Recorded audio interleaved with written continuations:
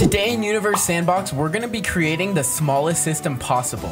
Hello everybody, my name's Calvin. Welcome back to Universe Sandbox. We're going to start by opening a new simulation, and we're just going to try to create a really tiny system. So I'm going to change the background color to somewhere else. Let's do nebula red. It's like our system is in a red nebula. So let's add a star to start. Okay, that star is going to be way too big. Okay, this looks more manageable. Okay, so we're gonna start with our star being 1.73 masses of the sun, but let's just try turning it down.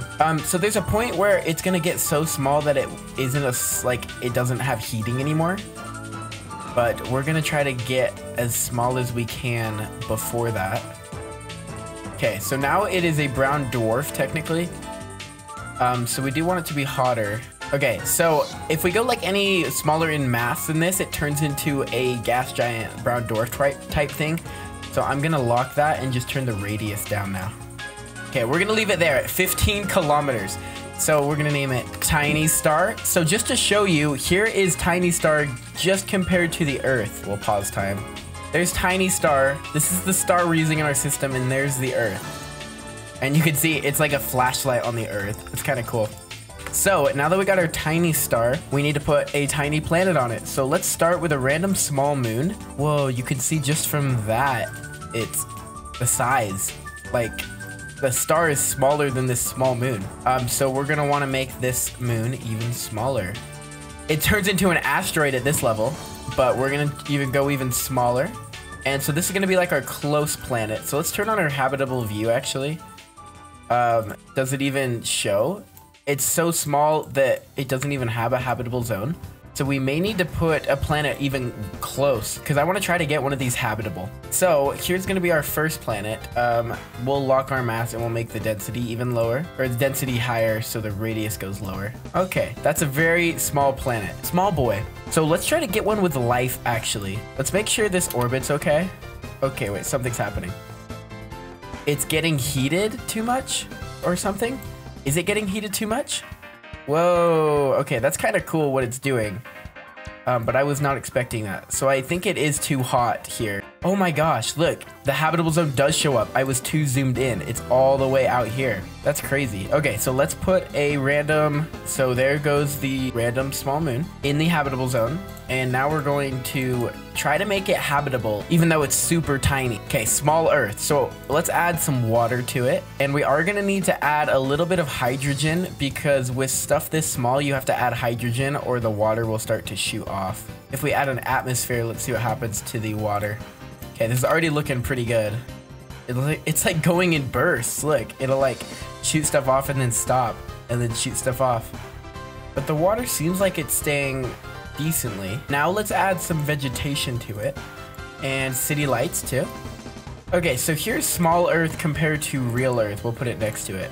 So you can see it's like the size of like a state in America or maybe like a small country, which is really crazy. And I want to know what's our habitability like on it.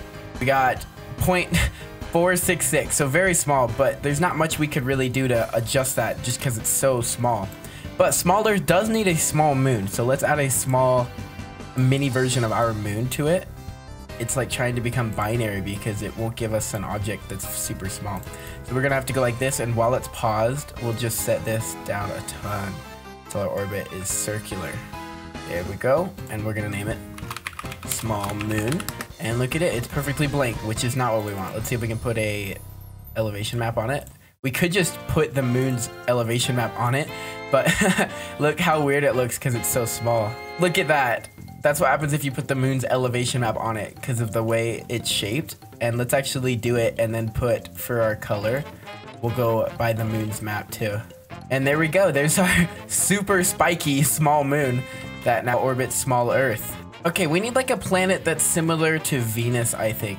So let's start with a random small moon again. We'll put it here. And that already kind of looks like Venus. Let's add a bunch of atmosphere layers to it. We want it to be pretty thick, probably about here.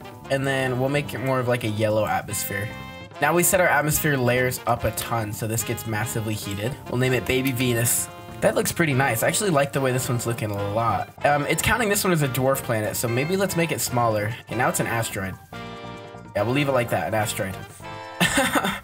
And you can see it is heating up very quickly. We'll come back to it later and see how it looks. We could put a pigeon as a planet and just make a massive pigeon. Let's put a pigeon here. Okay, here's a pigeon.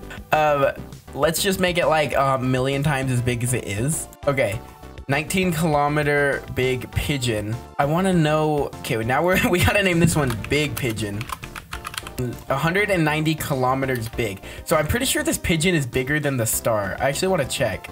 Okay, so here's the star and here's the pigeon that we just put in the system. So the pigeon is bigger than the actual star. We can put other Earth objects too. Let's put a teapot in it. Okay, teapot is now orbiting the star, and we could just make the teapot really big too. It wouldn't even be that hard to make it.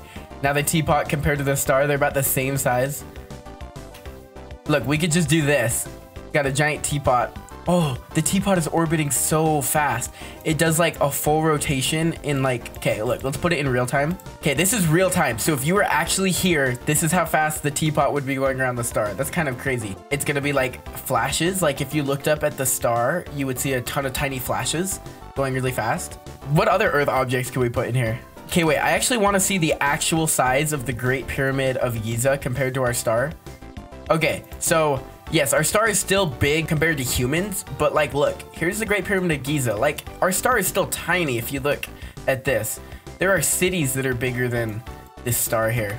But we can put, oh, we could put a Tesla Roadster.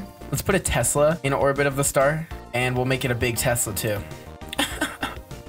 This system, oh my gosh. And then in orbit of the Tesla, let's put a cue ball as the moon of the Tesla, can we? We might need more mass on it. Cue ball. Orbit. Orbit the Roadster. I don't know if it can. We could have the cue ball orbiting something though. Maybe orbiting, where's the pigeon? Okay, I'm gonna try to get the cue ball to orbit the big pigeon. Here he is, the pigeon. Yes, okay, cue ball in orbit. Let's actually do every single pool ball just cause why not? I wonder if this actually work. Oh, those are too far away. I need them closer. I did 2 11s. 15. Okay. And play. See how they work. I can't even run the simulation faster than 14 seconds per second because there's so many objects already. I think like the fragments. Here, what if we clear fragments? Okay, that'll let it run faster. 100 seconds. Yeah, I can't go faster than 100 seconds per second. But it looks like these pool balls are working. And if you zoom in on them, this is what they look like compared to, I don't know, what do you want to compare it to? A pumpkin? Pumpkin's gonna be bigger. We could put a giant pumpkin in orbit too. Let's do it. Pumpkin here. And then let's make the pumpkin pretty massive. Oh, we accidentally made the pumpkin bigger than Earth. There we go, it's going now. So I think we need a gas giant in here, or like a mini gas giant. So let's start with a gas giant and we'll put it out here, but then we're gonna have to, immediately start to turn this down to as small as it'll go. How small can it go for a gas giant? Well, at a certain point, it'll start like expelling its hydrogen. So here it is. It's technically an asteroid, but it's still made of gas. Now let's bring it up actually so that its hydrogen doesn't get expelled. Just enough so that it stays a gas giant for a long time. Okay, that looks like it's working. So now we just turn the radius down and get it really small. Let's make this one less than 1 kilometer if we can. Half a kilometer. We're gonna name it Gas Dwarf. This gas dwarf is only half a kilometer big. So here's Earth to scale on our gas dwarf. But the density is insane on this gas dwarf. Oh, it's getting tidally heated. That was a bad idea. Okay, it should be fine now. I like purple. Let's make it purple. Add some purple colors, and we could do one that's like bluer. Go bluer on the bottom. And there's our gas dwarf. Super small. Let's add an asteroid belt. Let's just add it to the star and see what it does. Okay, the asteroid belt's all the way out here, but that should be fine. So let's add something beyond the asteroid belt. Let's try to make a ringed gas dwarf. So let's do another gas giant out here, and then we'll do the same thing, decrease its radius a ton. Okay, this one's 0.15 kilometers. So this one is the smallest object, I think, so far. And let's try to add some rings to it. We'll go ring 2 to 4 radii. I do want to see what will happen. Okay, so it looks pretty normal. And if we play, oh my gosh, they're actually staying. This object has more mass than the entire Earth, but is less than 0.1 kilometers big. So the density is crazy. I'm surprised it's not like a black hole. Speaking of black holes, let's try to crush one down until it does become a black hole. So we'll do another gas giant and put it out here. And let's just try to shrink it as low as we can, locking the mass, and see if it turns into a black hole ever. Okay, it's at 2 kilometers, 1 kilometer, 0.3 kilometers.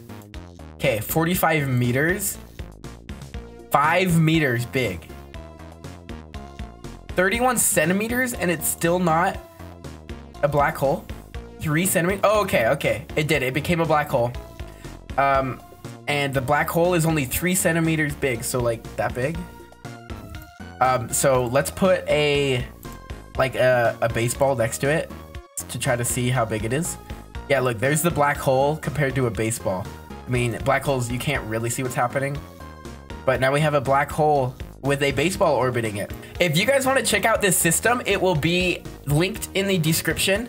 It'll be on the Steam Workshop. Thank you so much for watching. Leave a like if you want to see more videos like this, and leave your suggestions for systems in the comments below. Thank you so much to my patron Borg, and if you would like to become a patron, the link is also in the description for that too. Thank you so much for watching, and I'll see you guys next time.